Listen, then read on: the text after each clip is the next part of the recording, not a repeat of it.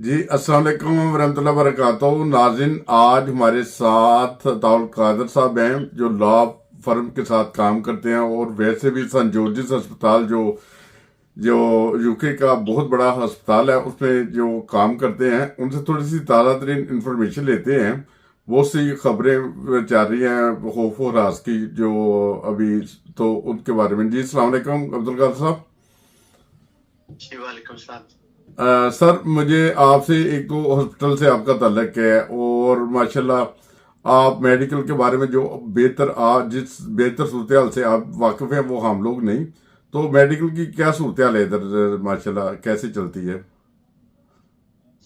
हाँ जी, पहले तो मैं अपना तारुफ ये करवा दूं कि मैं एक लॉ फर्म के साथ काम करता रहा हूँ। अब मैं बाहर रिटायर्ड हूँ, लेकिन मैं गवर्नर हूँ saint George's hospital Tooting London का।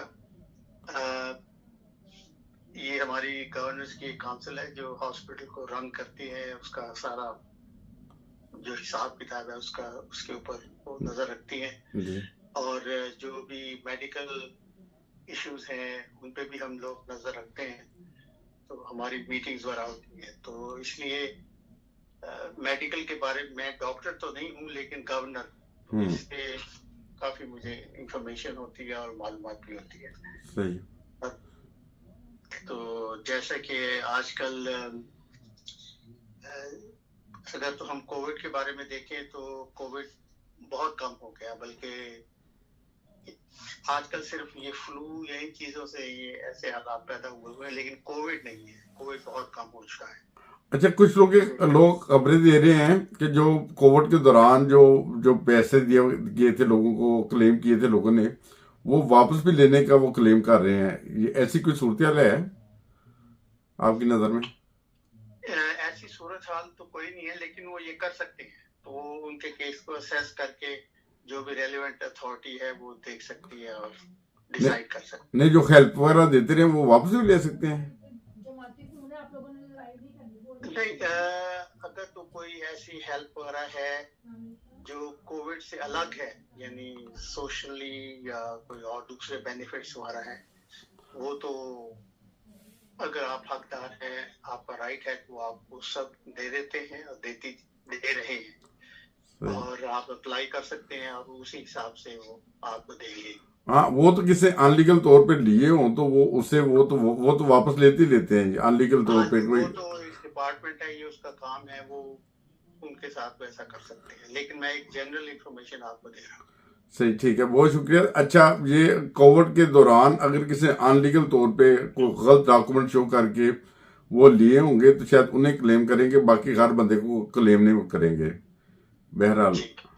अच्छा, तो एक और बताएंगे जो सूरत हाल चल रही है कि जो अभी यूरोपियन लोगों को जो अभी बुलाने का जो सिस्टम था, अपनी वाइफ को बुलाने का या हस्बैंड को, वो कितनी तनख्वाह शो करनी पड़ती है इधर यूके में?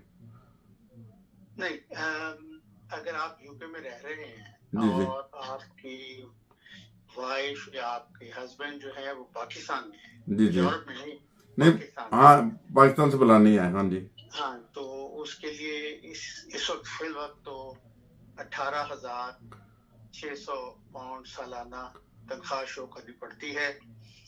ये एक कंडीशन मेन है। फिर अकोमोडेशन होनी चाहिए आपके पास। जरूरी नहीं कि वो आपकी अपनी अकोमोडेशन हो, आप किराए पे भी ले सकते हैं। और 6 मंथ्स का आपको शो करना पड़ता है इनकम का रिकॉर्ड। तो पर ये मेन 3 चीजें हैं जो जरूरी होती हैं किसी जरूरी को होती है। बुलाना।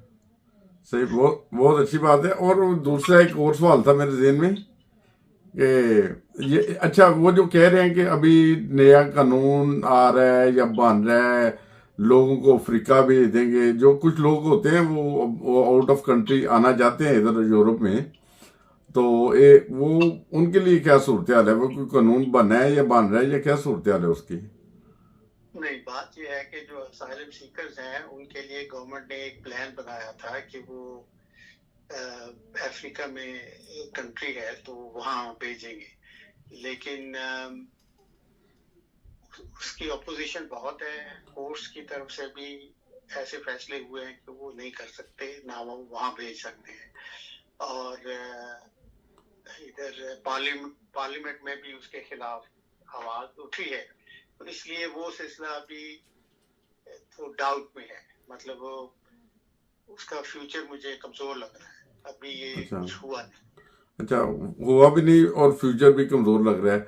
और दूसरी बात ये कि नॉर्मल जनरली तौर पे मैंने जर्मनी में भी जिंदगी बसर की है और यूके में भी की है।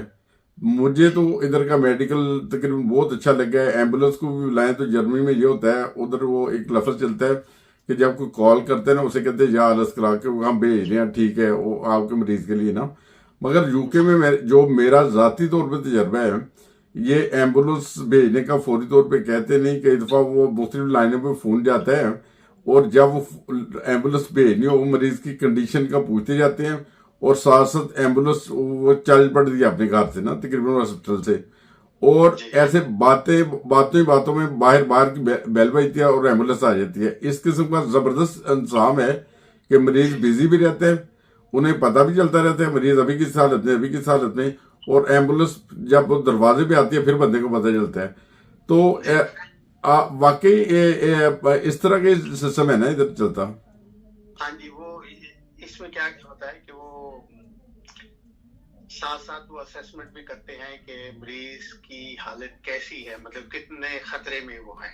सही। अगर तो उन्हें पता है कि वो बातों से वो अंदाजा लगा लेते हैं, असेसमेंट कर लेते हैं कि भाई इसकी लाइफ कितना, मतलब कितनी खतरे में है, उसी हिसाब से फिर वो आते हैं और इलाज करते हैं। सही, बहुत शुक्रिया। एक अच्छी चीज है, उससे ये होता है कि वो अपने अपने डिपार्टमेंट के हिसाब से वहीं फिर उनको भेज देते हैं और करते रहते हैं। जी बिल्कुल सही है। मुझे इस चीज का अंदाजा जर्मनी से हुआ था। जर्मनी के डॉक्टर थी, एक दफा मुझे एम्बुलेंस में जाने का इत्तेफाक हुआ। वो एम्बुलेंस वाले, मेरी वो सीरियस थोड़ी बीमारी थी कि वो अटैक बड़ा था, मगर वो सारा टाइम उन्होंने मुझसे बातें ऐसी मतलब उल्टी सीधी करते थे कि इसके बंदे के पास, इससे जानते हैं, इसके पास बहुत बड़ी गाड़ी है, ये है वो है। मैं सोचता था रब्बा मेरे पास तो इतनी बड़ी गाड़ी नहीं, जितनी बड़ी गाड़ी का ये नाम ले रहे हैं, मगर मैं जवाब ही नहीं दे सकता था अपनी सेहत के हिसाब से। मगर बाद में मेरे जहन में है कि उन्होंने मेरा जहन को बिजी रखने के लिए ना वो सारी बातें कर रहे थे मेरे पास ना, कहानी सुना रहे थे। जी, असल में ना ये एक तरीका होता है ताकि मेंटली वो मरीज भी जो है वो बिजी रहे और वो परेशान ना हो, और वो बात जो भी करते हैं वो मायूसी के तरीके से नहीं करते, बल्कि वो हौसला देने के तरीके से करते हैं, ताकि आदमी जो है ना उसे हौसला हो, और वो हौसले में रहे और होश में रहे और उसे अच्छा लगे। सही, जिसे पंजाबी में कहते हैं कि मरण तो पहले नहीं मारते। अच्छा, मरण तो पहले नहीं मारते, बिल्कुल सही है।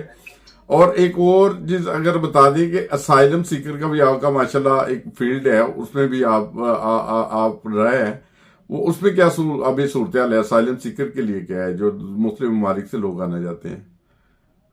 असल में क्योंकि पहले तो, अब तो एक ब्रेग्जिट का सिलसिला हो चुका है ना, तो यूरोप से तो लोग नहीं आ सकते इधर।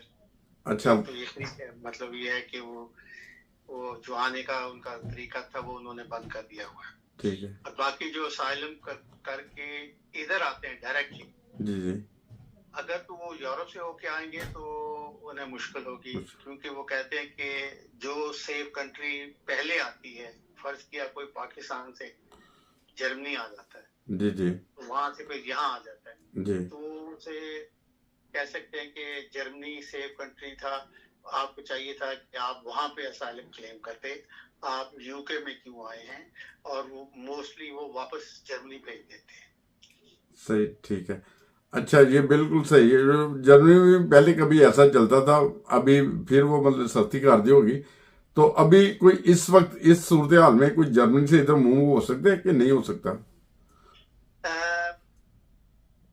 जो ब्रेक्सिट का जो पहले तरीका था ना, उस सूरत में तो हो सकते हैं, आप जरा मुश्किल है उसकी, मतलब मैं आपको ऐसी कोई बात नहीं कहूंगा जिससे मैं कहूँ कि जी नहीं आ सकते हैं, ये है वो है, वो उसकी स्पेशल रीजंस है, वो होम ऑफिस ने ले रखी हुई हैं कंडीशंस, वो अगर वो पूरी करते हैं तो फिर वो देखते हैं कि आया इनको यहाँ रहने की इजाजत दी जा सकती है कि नहीं। बहुत शुक्रिया नाज़रीन, हम बाकी अगले प्रोग्राम में बातचीत करेंगे और मजीद तफसीलात देंगे अब्दुल कादिर साहब से। बहुत शुक्रिया अब्दुल कादर साहब आपका हमारे प्रोग्राम में आने का। सॉरी, नाम करेक्ट कर ले, अताउल कादिर। अताउल कादर, अच्छा मैंने नाम भी बदल दिया आपका। चलिए ठीक है, मैं अताउल कादर साहब बहुत शुक्रिया जज़ाकल्लाह आपका। तो अब बाकी हम अगले प्रोग्राम में बातचीत करेंगे कि क्या मौजूदा सूरत हाल होगी ना। अस्सलाम वालेकुम। इंशाल्लाह।